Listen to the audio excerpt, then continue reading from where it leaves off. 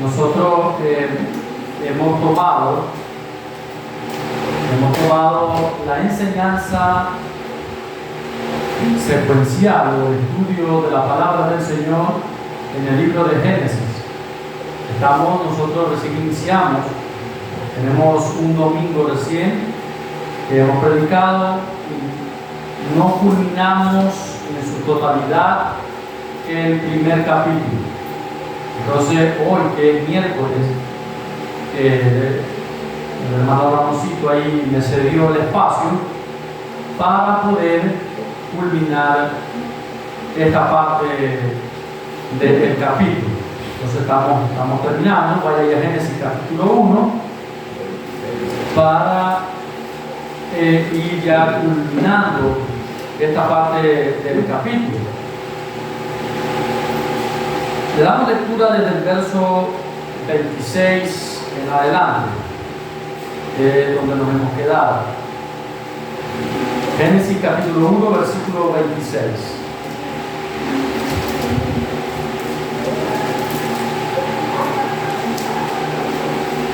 Leemos la bendita palabra de nuestro Dios en el nombre del Padre, del Hijo y del Espíritu Santo. Y dijo Dios: hagamos al hombre a nuestra imagen, conforme a nuestra semejanza, y ejerza dominio sobre los peces del mar, sobre las aves de los cielos, sobre los ganados, sobre toda la tierra y sobre todo reptil que se arrastra sobre la tierra. Dios creó al hombre a imagen suya, a imagen de Dios lo creó, varón y hembra los creó. Dios los bendijo y les dijo: sean fecundos y multiplíquense, llenen la tierra y sométanla, ejerzan dominio sobre los peces del mar, sobre las aves de los cielos, sobre todo ser viviente que se mueve sobre la tierra. Verso 29. También les dijo Dios: miren, yo les he dado a ustedes toda planta que da semilla que hay en la superficie de toda la tierra, y todo árbol que tiene fruto que da semilla. Esto les servirá de alimento, y a todo animal de la tierra, a toda ave de los cielos y a todo lo que se mueve sobre la tierra que tiene vida, les he dado. Ahí luego dice: les he dado toda planta verde para alimento, y así fue. En verso 31 dice: Dios vio todo lo que había hecho, y era bueno en gran manera, y fue la tarde y la mañana el día sexto. Oramos. Señor, toda gloria, toda honra y toda alabanza es para usted. Permítanos, Padre amado, en esta hora tomar de tu palabra, pero que sea usted ministrando a través de ella nuestras vidas, nuestros corazones, nuestras mentes, nuestras pasiones, que seamos, Padre amado, ministrados por ella, que tu palabra traiga un despertar, de poder tener temor, reverencia hacia usted y hacia ella, hacia su palabra, Señor. Ayúdanos a comprender estos dichos. Gracias, Padre, Hijo y Espíritu Santo. Amén. Y dentro de lo que nosotros ya hemos visto, el Génesis en el capítulo 1 nos invita primero a hacer una forma de ordenanza, de tomar sentido. Cuando las cosas se comienzan a ordenar, significa que hay un inicio, que hay un principio, que hay un comienzo, porque antes no se lo había hecho. Entonces, todo aquello que usted pone en su sitio, usted pone en su lugar, usted lo ordena, eso es un principio, mis amados hermanos, en el sentido de que todo es nuevo, todo comienza de nuevo. Usted pudo haber dejado la casa a medio construir. Usted no la ha terminado, pero un día usted se da cuenta que tiene que terminarla. El día que usted termina esto, ese es el principio de haberla terminado. No es el final de terminarlo, es el principio de haber terminado algo. El inicio de las cosas es en el orden. Cuando usted y yo ordenamos algo, ese es el inicio. Porque antes no se había ordenado, antes no se había terminado, sino cuando se ordenó. Y Dios en el principio, que Él crea los cielos y la tierra, Él decide ordenarla porque estaba desordenada y estaba vacía. Y dentro de todo esto viene el Señor y comienza su labor, su ardua labor en cuanto a una vida laboriosamente hablando para con la creación. Dios comienza el trabajo de la creación. Y ya por el versículo 3, mis amados hermanos, Él comienza creando la luz. Algo que el Señor, en primera instancia, Él se crea la luz. Y explicábamos que Él no creó la luz con la intención para ser Él alumbrado. Nosotros revisamos a lo largo de la Escritura de que el Señor no se creó la luz para ser alumbrado, porque Él habita en luz. Porque Él es luz, porque Él es el que resplandece a perpetua eternidad. Entonces, la manera que Él crea la luz fue por esto, porque la luz era buena, porque la luz era buena. Todo lo que Él hacía, luego de haberlo terminado, que Él hacía una evaluación. El Señor evaluaba su creación. Y las palabras que Él usaba después de la evaluación eran estas: y vio Dios que era bueno. Mi amado hermano, cuando nosotros hemos terminado de hacer algo y nos sentamos a evaluar, y en nuestras cosas que nosotros terminamos de hacer, en nuestra evaluación, si es que la hacemos, igual vamos a encontrar algo que hacerle. Esa es la parte finita, la parte del ser humano que no es perfecto, es la parte y no creas que eso está mal, eso está bien, porque es que nosotros no somos perfectos. Nosotros a lo que hagamos siempre va a haber un detalle que terminar. Chútica, mire, ahí no se terminaron las vigas, ¿verdad? Algo faltó ahí. ¿Cuál era el propósito de esto? Era otro piso, ¿verdad? No se ha terminado, incluso. Pero Dios miró su creación y no había ninguna imperfección. Dijo, es bueno todo lo que Él había hecho. Mas sin embargo, no porque sea perfecta la creación que había hecho, no dejó de evaluarla. Y ahí es el problema con el ser humano. Casi el 99%,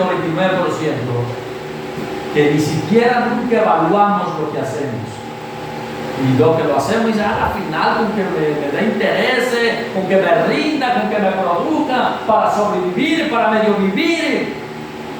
Nunca le hacemos una evaluación a nuestra vida personal, a nuestra vida espiritual, a nuestra salud, a nuestra parte alimenticia. Nunca hacemos casi una evaluación. El Señor, siendo todopoderoso, siendo todo perfecto, hizo una evaluación. Y ese es el patrón que debemos de seguir, el de el Señor. Bien, luego el Señor, por el verso 6 hasta el 8, Él viene y crea la expansión para poder dividir las aguas de las aguas. Recuerden que la tierra estaba cubierta de agua. Entonces Él se crea como un dividendo o como dos partes. Una parte del agua quedó arriba, lo que es conocido como el cielo, y la otra parte fue repartida entre lo que nosotros conocemos en el día de hoy como mares y océanos y todo lo que tiene que ver con lagos donde hay agua. Ya por el verso 11 hasta el 13, el Señor va a crear, mis amados hermanos, la vegetación. Crea todo lo que tiene que ver con la vegetación, todos los árboles, toda semilla, de todas las especies. no es que el hombre injertó aquí, no, Dios lo creó absolutamente todo. Ahora que el hombre se ha ido en contra de la voluntad del Señor y ha querido hacer cosas artificiales, bueno, pero el Señor creó perfectamente todo lo que la tierra necesitaba, todo, absolutamente todo.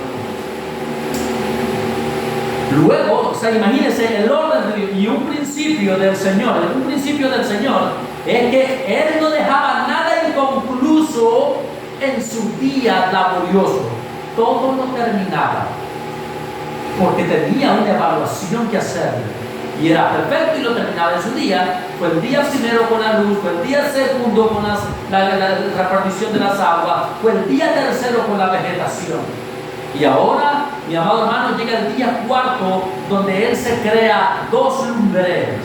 La lumbrera mayor para alumbrar el día, que es el sol, la lumbrera menor, que es la noche, la luna, y las estrellas también para acompañar en la lumbre, para que sirvan, dice, las estrellas no es que eran para alumbrar, sino para que sirvan como señales de las estaciones, de los tiempos. Y nosotros vimos la importancia y el sentido común para qué fueron creadas cada una de estas cosas, y es donde el hombre se aprendió a organizar, a dirigirse, a coordinarse por medio de la creación que Dios había hecho en la parte celeste.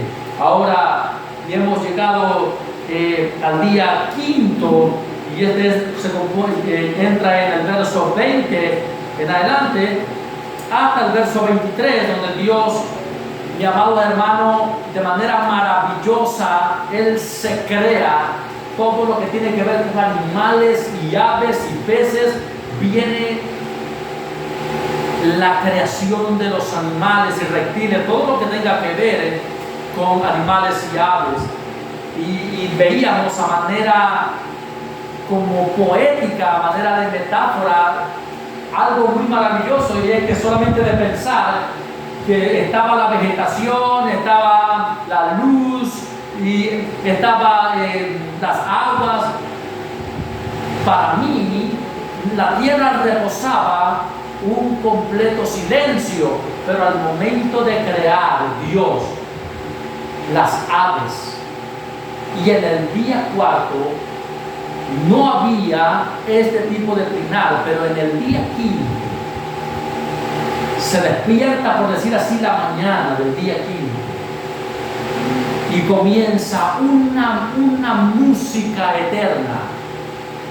Desde los confines de la tierra había una música, y era el trinar de las aves, el bramar de las olas del mar, el sonar del viento, el rugir de los animales, de los fieros, y todo lo que tenga que ver con lo que Dios había creado, que tenía vida, que Él había dado vida.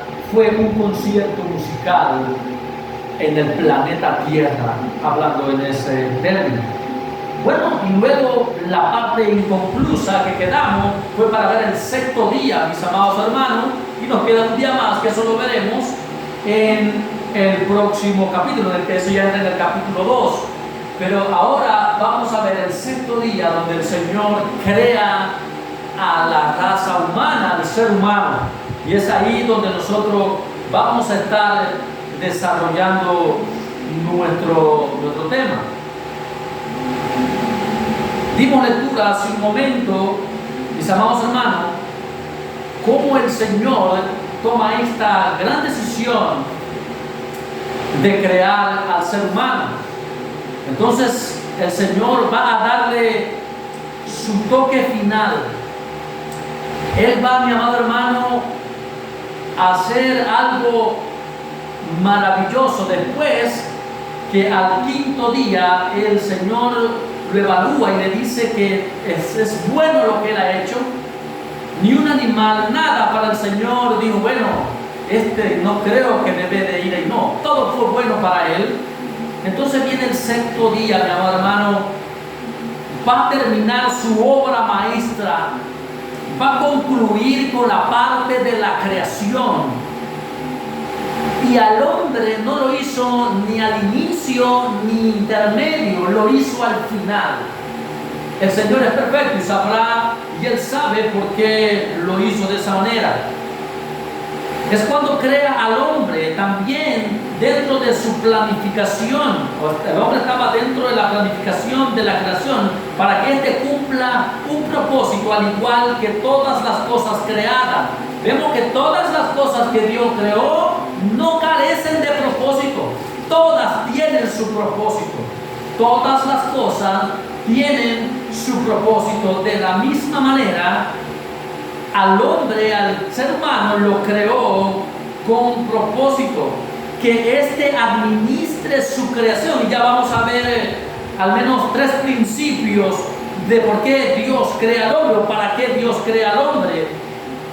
Y vemos aquí el Señor para que administre su creación, por eso lo hizo a lo último, para que cuando Él sea creado no se jacte de nada. Imagínense si Dios hubiera creado primero al hombre y el hombre hubiese visto crear a Dios todas las cosas.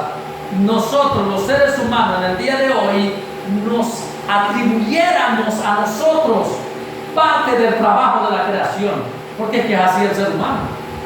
El ser humano van dos a hacer algo, una labor, 2 personas van a hacer una labor, y uno va a reportarse y no dice hicimos tal trabajo. ¿Sabe cómo dice el ser humano? Terminé de hacer lo que me mandaron a hacer, por lo que me propuso hacer, lo terminé. Pero no pone, ¿sí?, a la otra persona que le ayudó. Es como en el hogar. El hombre conversando dice, todo esto lo he adquirido yo con mi esfuerzo. El hombre no dice, con mi esposa hemos adquirido esto. Ella madrugaba también. Pero la manera representativa, egocéntrica del hombre es, me he sacrificado. Pasa lo mismo con la mujer.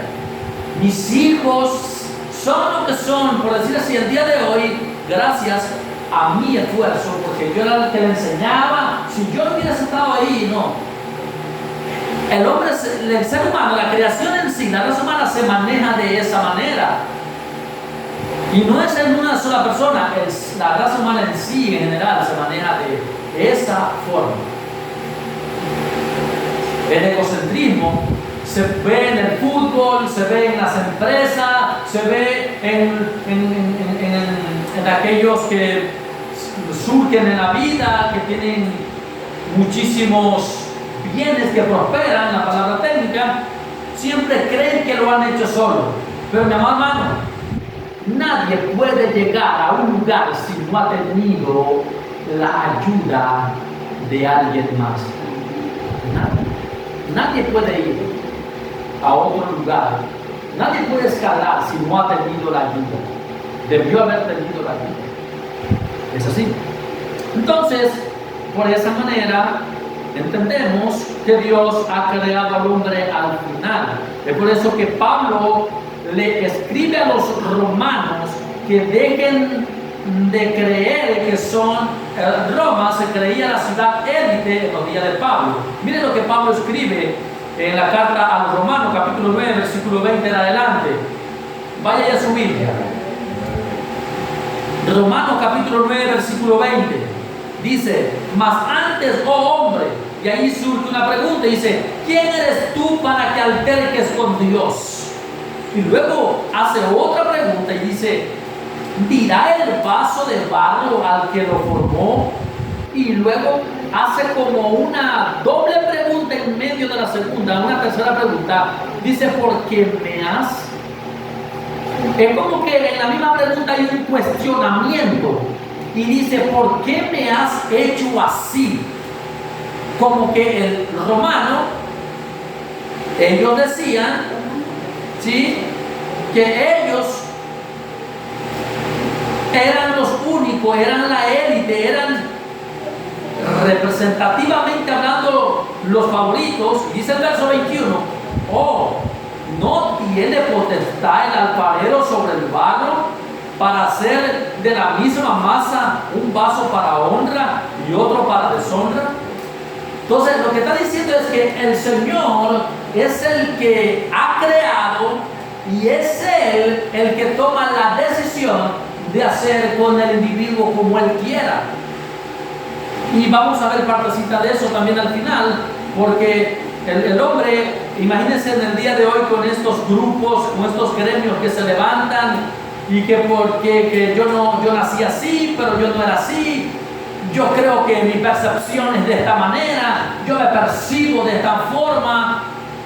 No, el ser humano no fue creado para renegar de su creador ni para objetar nada. Fue hecho con principios específicos para cumplir una tarea específica en la tierra. El tema central de la creación del hombre es la administración. Hermano, el tema central de la creación del hombre, por lo cual el hombre fue creado, es la administración. Imagínense, los hombres fuimos creados para ser administradores, mas sin embargo, el hombre tiene mucho problema con la administración. Y aún nosotros, estando ya en el Evangelio, seguimos y nosotros sabemos que tenemos que ser administrativos y administradores de muchas cosas, y luchamos con este asunto de la administración. Y aquí tenemos a mi hermano Carlosito, que siempre nos dice de la administración del tiempo. Mi amor hermano, y todo lo que tenga que ver con la administración. Pero fuimos hechos para eso, para ese primer principio. Ahora, la Biblia nos enseña que fuimos escogidos para administrar de parte de Dios. Después vamos a ver donde la Biblia nos enseña que fuimos hechos para la administración general de la tierra. Pero vamos a ver que en el Nuevo Testamento, una vez más se nos llama que fuimos hechos por Dios y ahora escogidos por Dios para administrar su evangelio. Vaya a Efesios capítulo 3, versículo 1 al 2. Efesios capítulo 3, versículo 1 al 2. Dice: por esta causa, yo Pablo, prisionero de Cristo Jesús, por vosotros los gentiles, desde a nosotros, de este lado de Occidente, si es que habéis oído de la administración de la gracia de Dios que me fue dada para con vosotros. Dice Pablo a los gentiles que si habían oído, habían escuchado acerca de la administración que Dios le había delegado a él para que trabaje con ellos, con los gentiles. Dios le dio esa administración a Pablo. Bien, ahora, Pablo fue llamado como administrador. Esto quiere decir que era un ministro. Y ministro quiere decir que era un obrero. Un ministro es un obrero. Mira, yo a veces veo a los hermanos usando la palabra ministro como algo que es verdaderamente grande y pomposo. La gente a veces no tiene ni la mínima idea de lo que está diciendo con ministro. Y no quiero decir que está mal que le digan a un hermano ministro, está correcto. A uno que ministra, a uno que predica, a uno que enseña, a uno que está en la obra del Señor, es un ministro. Pero ministro no quiere decir, mis amados hermanos, que es jerárquicamente hablando un rango extremadamente inmenso. Ministro es trabajador, ministro es obrero, es un obrero. Es un obrero. Eso hay un desconocimiento, inclusive en las administraciones públicas, de las partes de los gobiernos, cuando llaman a uno para que sea el ministro de tal cosa, ese hombre no ha entendido para qué fue llamado. Porque él piensa que el ministro es un mandamás. No, Un ministro es para que vaya a trabajar, para que vaya a poner orden, para que dé cuenta de eso para el cual fue llamado. Ese es un ministro. Si alguien dice, a mí dime ministro, ese debe de ser un responsable de una tarea delegada y encargada. Ahora, 1 Corintios capítulo 4 versículo 1 dice así: así pues tengamos los hombres por servidores de Cristo y administradores de los misterios de Dios. Ahí está. 1 Corintios capítulo 4 versículo 1 dice Pablo: así pues tengamos los hombres por servidores de Cristo, por servidores, de sirvientes, sirvientes del Señor, servidores del que sirve, de la práctica formal que se tiene como conocimiento, por decir así, de llevarle la comida a alguien, por decir así, de servirle el café, de limpiar un escritorio, de servicio, de servir, de servidumbre. De eso es el ministro. La última parte de este verso dice: y administradores de los misterios de Dios. Eso es un ministro, ese es un siervo, es un administrador. Fuimos creados para administrar su creación, dice en el Antiguo Testamento. Vamos ahora al libro en el cual hemos tomado, nuestro libro, nuestro texto, nuestro capítulo, el capítulo 1, versículo 28. Y los bendijo Dios, Génesis capítulo 1, versículo 28. Y los bendijo Dios y les dijo: fructificad y multiplicaos, llenad la tierra y sojuzgadla, y señoread en los peces del mar, en las aves de los cielos y en todas las bestias que se mueven sobre la tierra. Entonces Dios lo bendijo y le dijo al hombre que sea él quien se enseñoree, ¿sí? Se enseñoree de la administración de la tierra, de todo esto, y que la que la sojuzgue. Ahora, amados hermanos, es exactamente por este medio que tenemos parentesco con Dios y con su Hijo. Recuerde que el Creador está en una tarea, y esta es la de ordenar la tierra, y precisamente creó al hombre para que se la mantenga tal como Él la creó. ¿Y lo estamos haciendo? No. La raza humana, si Dios lo llamara a cuenta, recuerde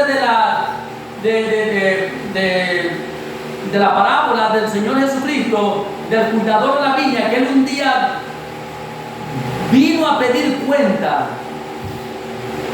al cuidador de la viña, y este mató a los que Él había enviado primero, y luego mandó a su hijo, y también lo mataron a su hijo, a Jesucristo. Mi amado hermano, porque los administradores, cual Dios creó para administrar su creación, se creen dueños de lo que no les pertenece. Y eso que dice que el Señor lo sacó al hombre del huerto para que no tomara mano del árbol de la vida, porque si el hombre hubiese probado del árbol de la vida, hoy en día, mi amado hermano, fuera peor. El Señor por eso lo sacó, porque Él sabía, y eso era malo. Pero avancemos. Ahora Dios crea al hombre para que le mantenga la creación tal como Él se la entrega. Pero el hombre falló hasta nuestros días. Somos los seres más desordenados, partiendo de que hemos dejado a nuestro Creador. Uno de los principios del hombre es que ha dejado a su creador. Luego, y después de crear todo, después que el Señor creó todo, Él tiene un tema de conversación con alguien y le invita a que en su proyecto de la creación humana, porque el hombre estaba en el proyecto de Dios, dice que hagan al hombre, porque, estaba el proyecto de crear al hombre, pero la manera como lo iban a hacer, yo no la sé, tampoco sé si Dios lo sabía, cómo iba a hacer al hombre. Pero sí la Biblia demuestra que el Señor está dialogando con alguien y dice, bueno, pues hagámoslo a nuestra imagen y a nuestra semejanza. Eso no me parece grande, hermano. Eso es demasiado grande. Eso es demasiado inmensamente grande. Nosotros somos tan desagradecidos que Dios no nos hizo igual que los animales, nos hizo igual que a Él. En un sentido fisiológicamente hablando. Ahora, mis amados hermanos, viene el Señor y tiene este tipo de conversación con alguien, y nosotros más adelante podemos ampliarlo por la Biblia, que es con nuestro Señor Jesucristo. Una de las cosas graves para el predicador de Santiago. Bien, Génesis capítulo 1, versículo 26 al 27. Entonces dijo Dios, hagamos al hombre, vio que estaba con alguien, a nuestra imagen, dice el Señor, conforme a nuestra semejanza, no solamente a la imagen, sino que tenga una semejanza, no igualitito a Dios, ojo, algo que se asemeje a Dios, algo que tenga la idea, que tenga los rasgos. Así fuimos creados. Fuimos creados con esa imagen y con ese parentesco al Señor. Por eso fuimos creados al final. El molde con que nos hizo a nosotros no es el mismo molde con que hizo al orangután. No es el mismo molde con que hizo al chimpancé, al primate. No, hermano. El molde con que Dios hizo al hombre es la imagen de con quien Él tiene un diálogo en ese momento. Bien, dice, y luego dice a nuestra imagen y nuestra semejanza, y dice, y señoree, es decir, que gobierne en los peces del mar, en las aves de los cielos, en las bestias, en toda la tierra y en todo animal que se arrastre sobre la tierra. El Señor le hace al hombre a su imagen y a su semejanza y le dio trabajo. Le gustó. No que yo quisiera vivir en el paraíso porque ahí no trabajaban, hermano, le dio trabajo para que gobierne. Los gobiernos, bíblicamente hablando, basado en este principio, deben de trabajar en la administración de eso que ellos están gobernando. Dios al hombre lo puso a gobernar, pero tenía que dar cuenta de su gobierno. A tal punto que hasta el día que pecó dio cuenta de su pecado. Nosotros en el día de hoy tendremos que dar cuenta delante del Señor por nuestros pecados. Y si no hemos trabajado para el Señor, somos ociosos. Porque el que no trabaja, no come. Bien, entonces, amados hermanos, dice el verso 27, y creó Dios al hombre a su imagen, y a imagen de Dios lo creó, varón y hembra lo creó. No voy a entrar en detalle de este último verso, porque este verso lo han sacado fuera del contexto, diciendo no, que Adán tuvo una primera mujer, un hombre por ahí dicen, y que Eva fue creada. No, hermano. Recuerde quién es el que está narrando este libro, quién es el que lo escribió este libro. El libro lo escribió Moisés, y Moisés está declarando, está diciendo de manera general, porque Moisés Para cuando escribió el libro, ya el Señor le había redactado todo el Génesis. Entonces Moisés lo que está diciendo es que Dios creó al hombre y también creó a la mujer. No es que creó una mujer primero para Adán y luego la creó a Eva, no. Es el escritor que él une la raza humana y dice: yo creo al hombre, para mí Eva lo creó. Recuerde que en los días de Moisés ya había prejuicios y Moisés estaba sentando un precedente por los prejuicios que habían en la mente del hombre. O yo pregunto algo: en los días de Moisés no fue que se pusieron los mandamientos, los estatutos. Fue en los días de Moisés. ¿Por qué se pusieron? Por causa del pecado que había en el hombre. Entonces ya había todas estas fechorías. Y viene Moisés y dice: hey, varón y hembra los creó como principio. Qué perfecto. Cristo estaba cuando el hombre fue creado. Es por eso que cuando Él vino a la tierra, no tomó otra forma sino la que Él ya era en el cielo. Dios no tuvo una duda y bueno, ya Cristo, ¿cómo lo voy a mandar a mi hijo a la tierra? ¿De qué manera? ¿Qué especie será? ¿Será un mono, una vaca? ¿Qué será? ¿Cómo lo mando? No, Él vino como Él ya era, hermano. ¡Qué precioso! Él vino como Él ya era. Él no tuvo que hacer otra cosa, no tuvo que hacer otros movimientos, mover las piezas, no. Él vino como Él ya era en el cielo. Claro que tomó su parte invisible, su parte divina en la carne de un hombre, pero en un sentido de semejanza, Cristo ya era como es en el cielo. Vaya a Colosenses capítulo 1, versículo 15 en adelante. Mire lo que dice de Cristo. Dice: Él es la imagen del Dios invisible. Ahora dice que Cristo es la imagen del Dios invisible, el primogénito de toda creación, porque en Él fueron creadas todas las cosas, las que hay en los cielos, las que hay en la tierra, visibles e invisibles, sean tronos, sean dominios, sean principados, sean potestades. Todo fue creado por medio de Él y para Él. Cristo aquí no vino a aparentar un cuerpazo humano, no. Él ya era el Señor. Otro principio por el cual fuimos creados es para gloria de su nombre.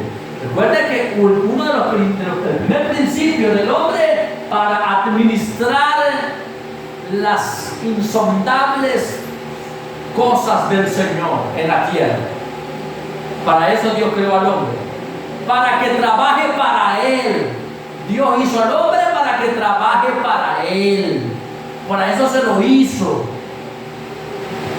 Ahora el hombre se desvió en su pecado original. Imagínense, el hombre trabaja para su ego, para su orgullo, su vanidad.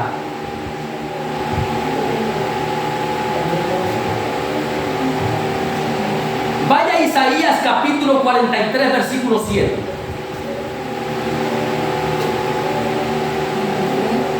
Isaías 43, 7. Vamos a ver que Dios hizo al hombre para gloria de su nombre también.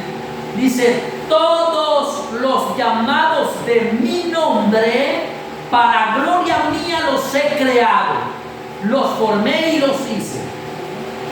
Dice que los formó. La palabra formar significa que no había ni sombra del hombre. Él lo forma y luego lo hace. Es decir, en la parte de hacer está el sentido que le dio al hombre, que es la imagen de Dios. Isaías 43, 7.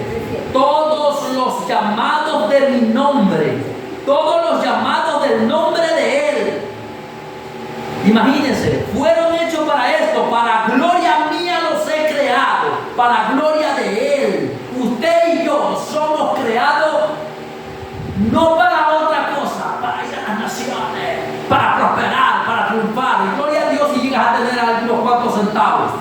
Pero tú y yo fuimos creados para gloria del nombre de Dios.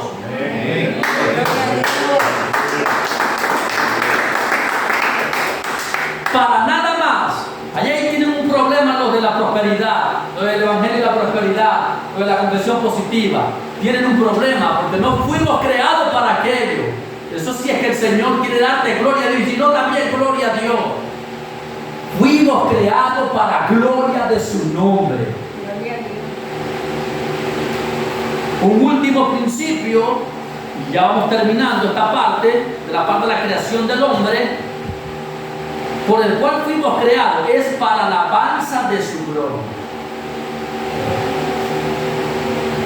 Vaya a Efesios capítulo 1, versículo 5 en adelante. Efesios capítulo 1, versículo 5 en adelante. Dice así: en amor habiéndonos predestinado para ser adoptados hijos suyos por medio de Jesucristo, según el puro afecto de su voluntad.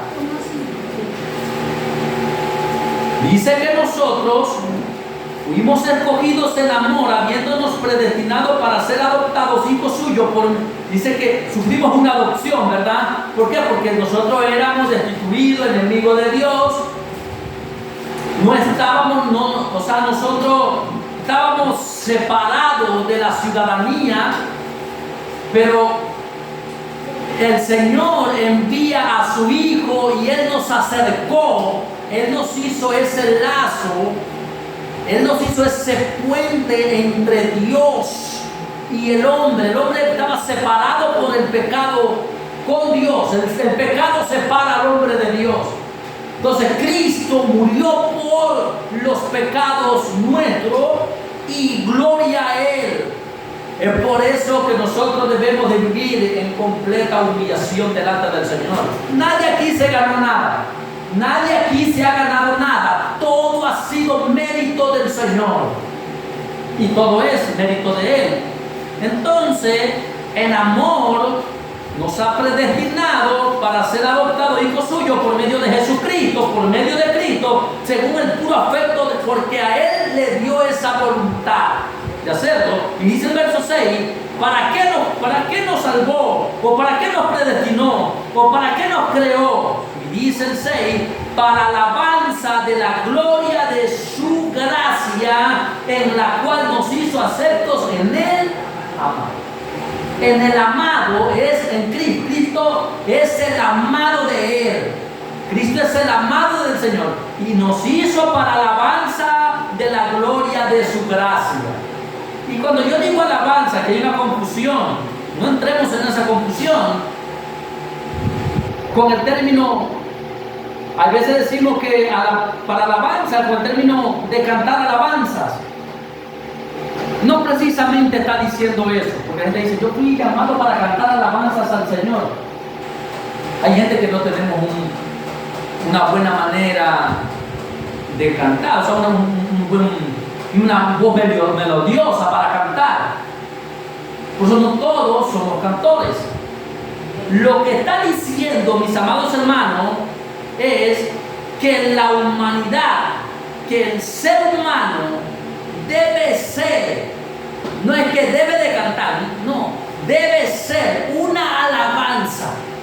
El ser humano debe de ser una alabanza a Dios en todo lo que haga.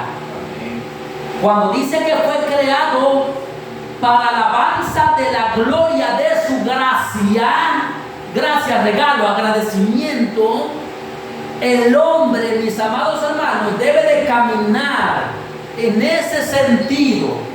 Toda su vida debe de ser una alabanza al Señor, en las calles, en la casa, en el trabajo, donde vaya. El hombre debe de reflejar una alabanza al Dios de los cielos.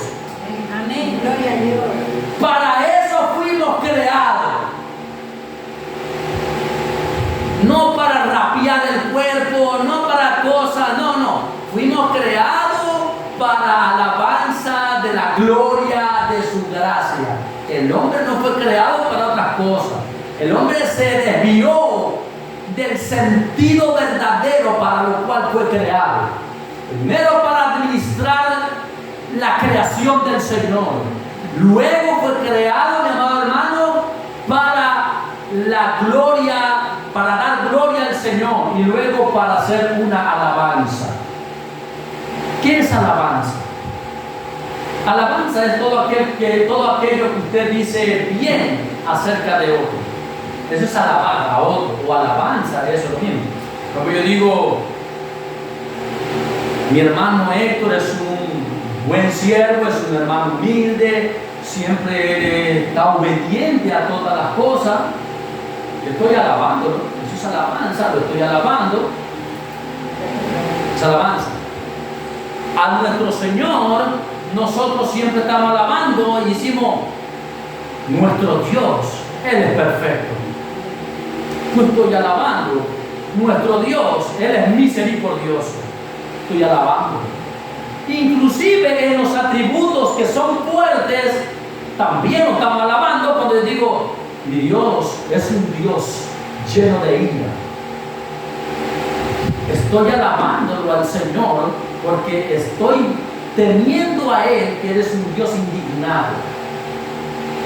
Entonces, mi amado hermano, el hombre debe de caminar siendo una alabanza para el Señor en lo que diga y en lo que haga, porque todo lo que haga de obra o de palabra sea para la gloria del Señor.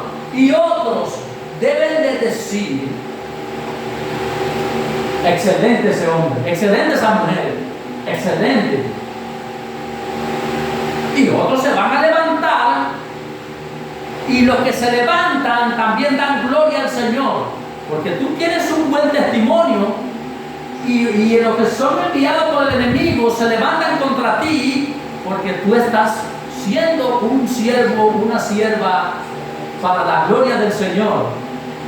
No entres en miedo y dices, mira, eso me miran mal. No, tú estás dando gloria al Señor. Eso es, tú eres una alabanza al Señor donde tú vives, donde tú estás.